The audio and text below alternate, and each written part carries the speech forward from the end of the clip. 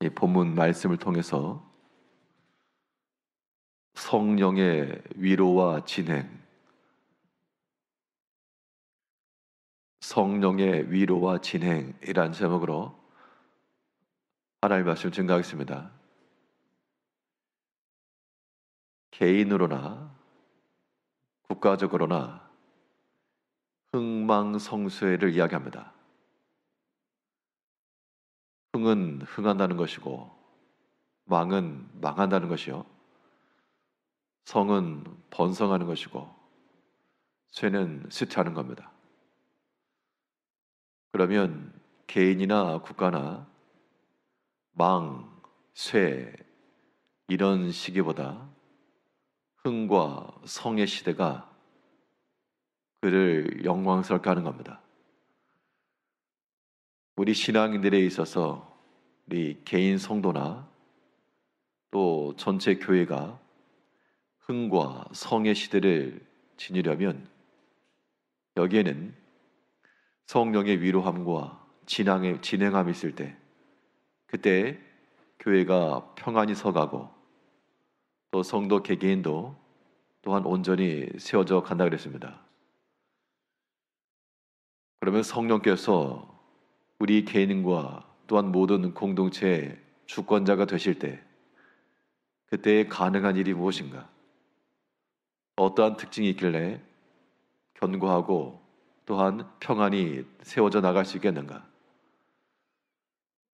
오늘 본문 말씀을 통해 살펴보게 되면 성령의 주인이 되고 주권자가 되셔서 우리에게 흥과 성의 시대가 이루어진다는 것은 자기 부정입니다. 자기 부정. 우리 인생의 삶에 있어서 내가 주장하던 것, 내가 앞세우던 것, 내가 고집하던 것, 이거 그대로 끌고 가면 여전히 내가 주인인 겁니다. 우리는 성령의 위로와 진행함으로 살아가려면 여기에 반드시 예수님께서도 나를 따라오려거든 그 제자의 덕목으로 말씀하신 것이 자기를 부인하고, 자기를 부인했다라고 하는 것은 결과적으로는 그리스도 예수를 인정하는 겁니다. 그렇기 때문에 예수를 인정하고 그의 뜻으로의 변화, 사상의 변화, 입장의 변화, 태도의 변화가 있었기 때문에 거기에 성령의 위로와 진행이 가능했던 겁니다. 오늘 본문에 핍박하였던 핍박자 사울이 이제 그 자신이 핍박을 받는 자가 되어 그리스도 예수를 전하는 자가 되었습니다. 우리 19절을 보면 사울이 다메섹에 있는 제자들과 함께 며칠 있을새 즉시로 각 회당에서 예수가 하나님의 아들이심을 전파하니 듣는 사람이 다 놀라 말하되 이 사람이 예루살렘에서 이 이름을 부르는 사람을 멸하려던 자가 아니냐. 다른 사람들도 다 알았다는 겁니다. 저 사울이라고 하는 청년이 그 경건한 스데반을 죽는데 앞장섰던 그 주도적 인물이요, 또한 그의 생각과 사상과 주장을 따라 그리스도를 믿는 자들을 잡아넣으려고 하는, 결박해 나아가려고 했던 그 사람이었다. 근데 그가 저렇게 변화되었다. 지금 이걸 가지고 놀라고 있는 겁니다. 다른 사람들의 입장에서는 그 사울의 변화된 모습이 반갑긴 한데, 그런데 이 사울이라고 하는 사람의 개인의 입장에서 보게 되면 자기의 생각과 방향을 수정한다라고 하는 것이 이게 쉬운 게 아니란 겁니다. 우리도 마찬가지인데, 우리가 무엇인가를 입 밖으로 꺼내서 주장을 했다. 또 그것이 실행 단계에 있었고 이미 진행 중에 있을 때는 그걸 돌이킨다는 것이 굉장히 어렵습니다. 일을 돌이키는 것이 어렵다는 게 아니라 내가 그렇게 주장을 했는데 그것을 거둬들이고 번복한다는 것 자체가 그 개인에게는 굉장한 수치일 수도 있고요, 또한 자기 부정이기 때문에 그게 어렵다는 겁니다. 어떤 경우는 자기 자신이 잘못되었고 틀렸다는 것을 알지만 이미 자기 내뱉어놓은 말이 있고 또 이미 시작되고 진행된 일이 있기 때문에 그거 걷어들이지 못하는 경우도 굉장히 많습니다. 자기 고집을 여전히 꺾지 못하는 거죠. 만일 내가 무엇인가를 생각을 하고 계획을 세웠는데 잘못된 것이 드러났다 그러면 아직 일이 시작되기 전이니까 돌이키는 것쯤은 문제가 아닐 수 있습니다. 그런데 이미 시작된 그 일에 대해서는 그런 비난을 감수하지 않고는 돌이킬 수 없는데 지금 이 사울이라고 하는 청년은 그가 앞장서서 스데반을 죽였습니다. 그러니까 예수 믿는 자가 잘못되었다는 거죠. 온 천하에 그 주장을 가지고 나갔는데 그걸 돌이켰다.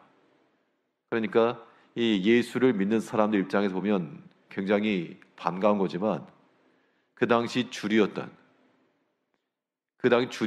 유대 사회 내에서는 완전 반역자가 된 겁니다. 그 세계에서 도태가 되고 완전히 욕 먹을 각오 없으면 돌이키기가 쉽지 않거든요. 그럼에도 불구하고 그가 돌이켰다라고 하는 겁니다. 여기는 분명 이 바울에 있어서의 완전한 자기 부정이 있었습니다.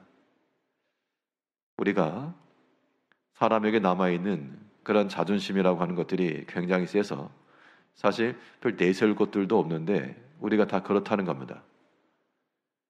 자기 생각 하나, 입장 하나 그거 바꾸기 어렵고 그 변모하기가 어려워서 계속해서 고집해 나가는데 그것은 성령의 위로와 진행이 아니라 자기 고집으로 사는 것이죠. 그렇게 되면 그 개인으로나 공동체로나 평안이 없고요. 든든히 세워져 나가지 못합니다. 근데 이 본문에서 이 바울은 아직 변화되기 전에 사울은 자기의 그 온전한 주장들, 그 입장들, 그거 비난받을 각오하고 돌이켰습니다. 우리가 성령께서 우리 마음의 주권자가 되실 때 그동안 해왔던 우리의 마음들, 행실들 이거 돌이키는 거 충분히 가능하니까 사람들로부터 받는 그러한 말들, 손가락질, 그거 두려운 마음으로 주저주저 하지 마시고 그건 실질적으로 없는 겁니다. 자기 생각 속에서나 사람들이 비난할 것 같고 욕할 것 같지 실제로 우리가 믿음 안에서 돌이키게 되면 더 많은 유익이 있는 겁니다.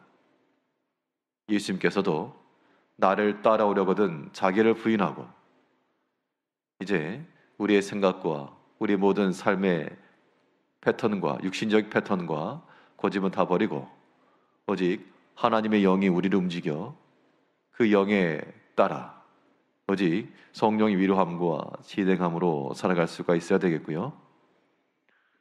또 여기에서 사울 개인으로는 그의 자기 부정과 그리스도의 인정이 있었고 또 교회 입장에서는 그동안 반대했던 그 사울을 어떻게 했습니까? 받아준 거죠. 수용한 겁니다. 그 반대를 품을 줄 아는 것이 흥성의 시대를 이어가는 겁니다. 이게 또 쉬운가? 절대 쉽지 않습니다. 사람이 나를 반대하고 대적하고 해를 끼쳤던 사람에 대해서 그 사람을 받아준다. 이것도 자기 부정만큼이나 어려운 일입니다. 그러나 사람이 자기 주장으로 살게 되면 그건 불가하지만요. 성령이 우리 마음의 주권자가 되시게 되면 얼마든지 받아줄 수 있고 충분히 수용할 수가 있습니다. 그러면 어떤 유익이 있는가? 반대를 품어주게 되면 이것이 내 마음에 상함이 될지 몰라도요. 그 반대이라고 하는 것이 도리어 내가 갖지 못했던 힘과 일을 가능케 한다는 겁니다. 초대교회 당시 이 사울의 박해로 말미암아 다 흩어지고 그 교회에 어려움이 있었지만 그 교회 공동체가 처음에는 두려워했습니다. 사울을 받아들이는 것을 굉장히 두려워했는데요. 근데 바나바라는 사람이 이 교회에 주선을 하여 사울을 연결시켜 주니까 그 사울이 더 큰 힘을 얻어 그 당시 다른 교인들이 하지 못하던 일을 해냈습니다. 21절에서 듣는 사람이 다 놀라 말하되 이 사람이 예루살렘에서 이 이름을 부르는 사람을 멸하던 자가 아니냐. 여기 온 것도 그들을 결박하여 대제사장들에게 끌어가고자 함이 아니냐 하더라. 사울은 힘을 더 얻어 예수를 그리스도라 증언하여 다메섹에 사는 유대인들을 당혹하게 하니라. 그 당시 교회는 그 주류였던 유대 사회에 압박과 핍박과 그런 상태였습니다. 근데 이 반대편에 있던 사울을 품어주니까 그 사울이 도리어 공중에 나가 유대인들을 이기며 그들을 당혹해 하겠다 그랬습니다. 교회 입장에서는 그 사울이라고 하는 청년이 눈의 가시와 같은 쳐내야 되는 존재가 아니라 품어주었어야 될 대상이었고 또 잘 품어주었습니다. 그것이 힘이라고 하는 것인데요.